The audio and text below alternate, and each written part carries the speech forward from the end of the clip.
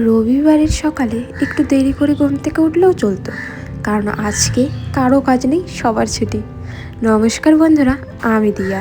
আমার একটি নতুন ব্লগ ভিডিওতে তোমাদের সবাইকে জানাই অনেক অনেক স্বাগত। ঘড়িতে বাজে এখন সকাল 6টা।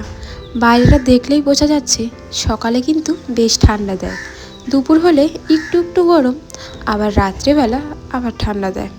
এইভাবেই গরমের দিন মনে হয় পড়েই যাবে। তো চলো, এখন কিন্তু ঘড়িতে মাত্র 6টা বাজে।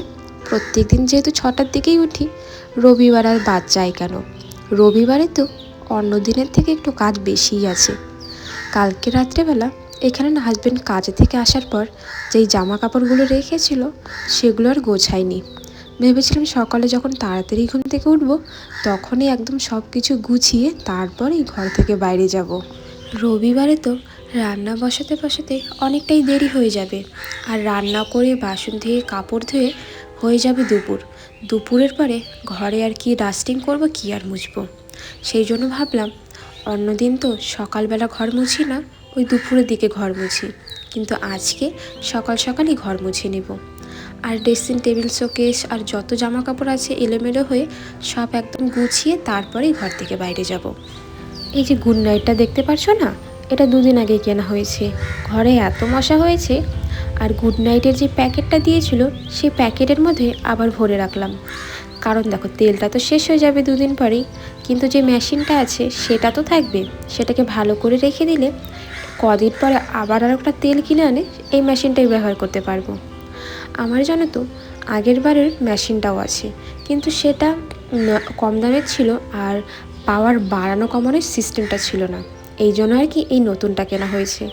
এটাই অনেক দিন পর্যন্ত যাতে ব্যবহার করতে পারি সেই জন্যই ভালো করে রেখে দিব। এই দিকে দেখো, বাড়িতে আমরা মোটে 5 জন মানুষ, কিন্তু আমাদের জুতো 10 জনেরও বেশি, সবার 2-3টে করে জুতো। আজকে দেখি রবিবার হলো, সবাই সকাল সকাল ঘুম থেকে উঠে পড়েছে, এজন্য না বাইরে আর কোনো ভিডিও বানাইনি।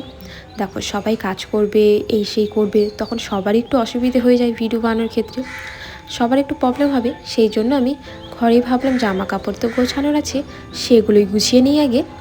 আর বাইরে বাসি উঠোন ঝাড়ু দিয়েছিলাম, রান্নাঘর ঝাড়ু দিয়েছিলাম, আর বাড়ির চারপাশটা না আজকে একবার ঝাড়ু দিয়ে নিয়েছি, তার সাথে ব্লিচিং পাউডারও দিয়েছিলাম।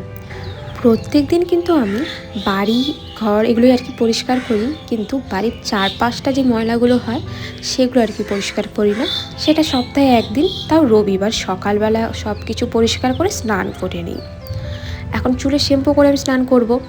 আর সকালে দেখো আমার ঘরটা মুছে নিয়েছি, তারপর শ্বশুর শাশুড়ির ঘর, তারপর ভাসুরের ঘর, দাদার ঘর, মানে সবার ঘরগুলোই মুছে নিয়েছি, কিন্তু কোনোটাই ভিডিও বানানো হয়নি। যেহেতু অন্যের ঘরে ভিডিও বানাবো আর সবাই একটু চলাফেরা করবে, অসুবিধে হয়ে যাবে, সেই জন্য আর কি। এখনও পর্যন্ত আমার হাজব্যান্ড যেহেতু ঘুম থেকে ওঠেনি, এই জন্য বাসি বিছানাটা রয়েছে। আমি যতক্ষণে সব কাজকর্ম করে স্নান করে ঘরে চলে আসবো ততক্ষণে ঘুম থেকে উঠে পড়বে, তারপর বাসি বিছানাটাও গুছিয়ে নেওয়ার আছে।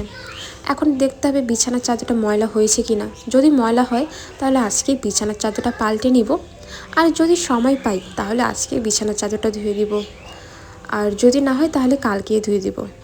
চলো, ঘর মোছা হয়ে যাওয়ার পরে কিন্তু আমি চলে গিয়েছিলাম স্নান করতে।